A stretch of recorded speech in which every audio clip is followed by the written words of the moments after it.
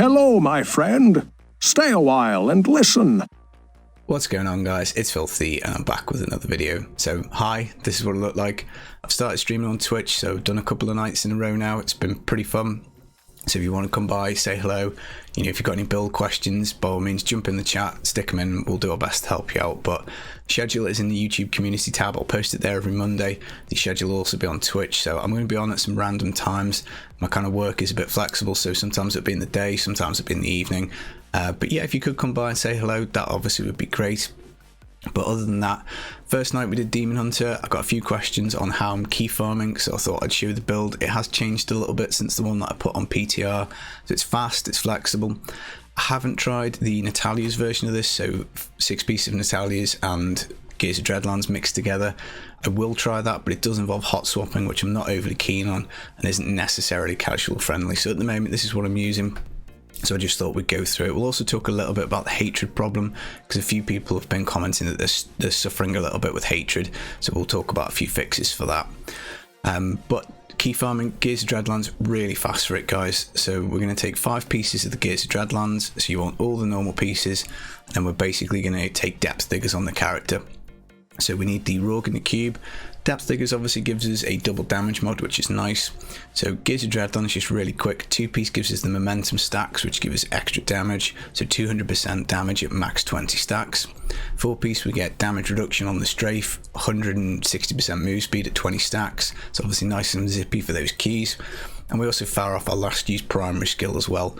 So with the 6-piece, primary skills deal 10,000% extra damage. So provided you can get yourself up to, I need to re-roll some stuff because you need to be at 2.14 attacks per second when you're dual wielding, and this will basically allow you for pretty good damage. But even without that, we're still slamming the T16s pretty good.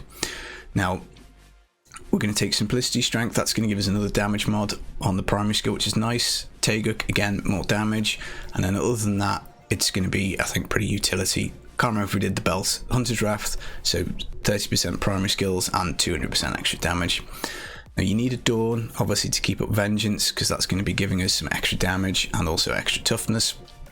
And then I've got the Valor's Bequest. I just think this is probably the most damaging weapon, but Fortress Ballista would be absolutely fine. You can just take whichever one you get, whichever's best. The Ballista might even be better for T16 because it gives you a shield, so obviously that's pretty good.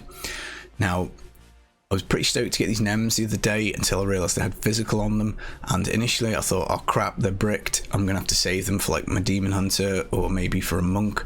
But because the Stone of Jordan change, I can actually use them. So we're using the Cold Rune on Hungering Arrow, obviously just, it seems to be the best one at the moment. But even though we've got physical on the bracers, because we've got the Stone of Jordan, we get some extra discipline, we get the extra physical, extra elite damage. But the new power on this means that whichever element we go for, provided we match it for amulet, bracelet and also ring, it just gives us a damage mod. So if we go to the sheet and have a little look at it, we've got 56% damage for physical, fire, lightning and cold. So we don't have to have cold on all the stuff, which obviously is pretty nice. It means I can use these for key farming. Now the Series Satchel obviously going to have to go in the cube. This is giving us a pretty huge 600% damage mod. It's really hard to get this to roll well, so dual wielding offers an advantage because you can stick this in the cube and you don't have to worry about it. And other than that, guys, I think it's probably fairly set. Avarice Band, Boon of the Hoarder, just to get the gold to empower the rifts. Cooldown gem in the helm. Now, how much cooldown you need depends on your Vengeance uptime. So Dawn gives you up to 65%. So I'll link in the description a useful spreadsheet that Quinn69 did a while ago, so you can plug your figures in and work out your own cooldown. I've got about 47-48%, and that is pretty much perma uptime at 61%. So obviously if you had a lower rolled Dawn, you'd need more cooldown. But that's the kind of figure you're aiming for. If you get a perfect one, you probably only need about 38%, something like that. Now, this slot here in the cube is totally open, and that's kind of why I like this setup. Now, I'm trying to work on my augments, so I've got a couple on, but the rest of these pieces, need some juice. So I'm trying to get gems, so I'm going for Broken Crown, just so that when I'm doing the T16s, I'm getting that extra gem drop from the helm. Now, it's totally open, it's completely whatever you want here, so Arm Guards would be a good choice. That would give you quite a bit of move speed, so once I've got my Augs done, I will obviously take this off, and I can go for the Arm Guards. You could take a Lyrics Crown. I need to learn the alphabet. You can take a Loric's Crown, that obviously would help you out with cooldowns. You wouldn't need quite as much cooldown on your gear, so that could be quite nice. Obviously the arm guards could go on the character if you were going that road, and you could put NEMs in here, so that'd be quite nice. And then I think if you were going for the ballista, if you had a shield, you could maybe use a Pride's Fall, so that would help you out with resource. That could be quite nice. And just trying to think, is that, you know, Visage of Goons, you could put that there and go for Seethe on Vengeance. So again, you know, that could be a good one. Or if you just wanted to be totally immortal, you can obviously stick your gold wrap here. If you're going to do this, if you're going to go for gold wrap, you'll probably want to change all these skills, because I've got it set up so that I don't need the gold wrap. So we've obviously got a few toughness options. But running through the skills, we've got Strafe, Drifting, Shadow, just to give us the 100% move speed. Devouring Arrow, obviously just for the cold, for the extra damage.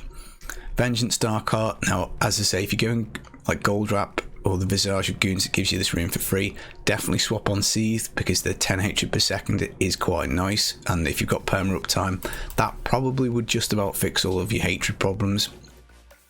Fan of Knives, Bladed Armor, we've obviously got this on just for the toughness to survive without the gold wrap. So if, let's say, you were going gold wrap or you've got enough toughness, this skill is completely open. You can swap this to absolutely anything you want. You don't need to take Fan of Knives at all.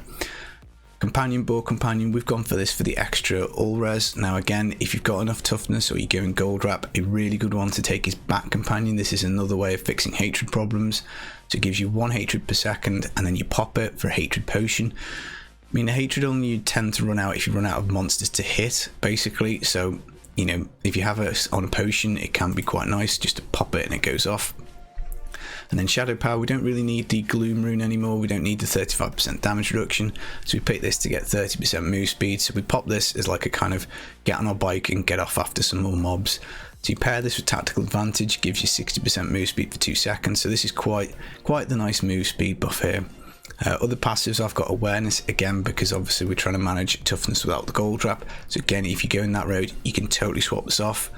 Ambush, 40% additional damage to enemies above 75% health.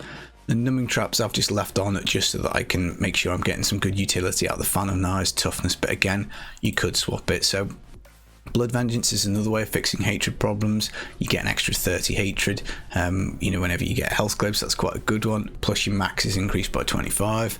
You can also go for Night Stalker, so when you use your primary skill, you get extra hatred regen. So again, that can be a pretty good one. But you know, you could take Call of the Weak and get a bit more damage. You could take Archery for a bit more damage. You know, there's plenty of stuff you can do. So this is the base template. You obviously will choose what you want to go here in this slot. You'll then kind of choose your skills. But I think we were doing the T16s without the augments, without everything being, you know, fully juiced up. So we'll take it for a little spin, just show you that it does work, and hopefully we'll find a primal. So this was the first primal found on stream. Really stoked to get one, and then absolutely devoed that it was RIP Heart of Iron. But you never know. We'll see what we do. But yeah, let's just jump in. So I unlock these 2 skills because that's just what I do when I speed drift and push with this build. You don't have to. You know, you can just activate them yourself. But let's just jump in, and I'll just show you that it works, and then we won't do the full map. So you can pop your glide, get a bit of move speed, build up your stacks to 20, and as you say, they go down over time, and now you can just hold down strafe and you'll melt stuff. Just have to click every so often just to keep your stacks up at 20. Obviously, if you were going gold wrap, then you could stand in explosions, and that probably would make your clear times a little faster. But it is quite nice to be able to just basically have that open slot in the cube and just go for whatever it is that you want. And then, you know, you're not having to hot swap. As I say, some people are into that, some people do it, and other people don't. So I will try that, and maybe we'll come back and look at it and say, yeah, maybe that is a much better way of doing it. But flexibility, I think, is a bit of an underrated currency. It's nice to be able to swap stuff, and obviously I'm getting the extra gems out of the helm, which I need at the moment, because I've got some gems almost ready for augments, so I just kind of need to. I've got the gem levels on the character, I just need to make sure that we get the stuff off now. You can see the hatred's gone low here. This is just because we've totally run out of density. So as soon as you find some monsters, it starts popping back up. So if the hatred is bothering you, if it is a problem, then obviously we've covered kind of like most of the swaps. Now on my character, I think I've got 1 resource cost roll and hatred per second on one of the weapons. So there's paragon points as well, but I've not got like stacks of it. But you know, there's like at least 5 or 6 different ways that you can actually get yourself a bit more hatred. Now I've personally found it's more of an issue in bounties, again because it runs on density, so if you're not killing stuff, if you're not hitting stuff, then it does go down fairly rapidly. But you know, you can use all those different tricks that we said, you know, points in Paragon, passives, all that kind of stuff, and you can fix it. But yeah, as I say, I quite like this because it is very flexible. We don't, you know, I get to use my primal nems, which is nice, and you can totally swap it around to whatever you want. But I think we'll probably clip the video here, guys, because there's not much point me. Oh, double cooldown palm, that's nice. But yeah, it's pretty good, guys. As I say, gold wrap if you want to stand in explosions. But that is how I'm farming keys at the moment. I might change it if the Natalia's is particularly better, but as I say, I'm not a fan of hot swaps, so maybe I'll leave on this for a bit. But other than that, guys, if you do want to come stop by the stream, that would obviously be great. It'd be nice to speak to some people who've watched some of the videos. So yeah, other than that, guys, hope you're enjoying your weekend. I'll be back with some more videos soon. Take it easy, guys. Peace.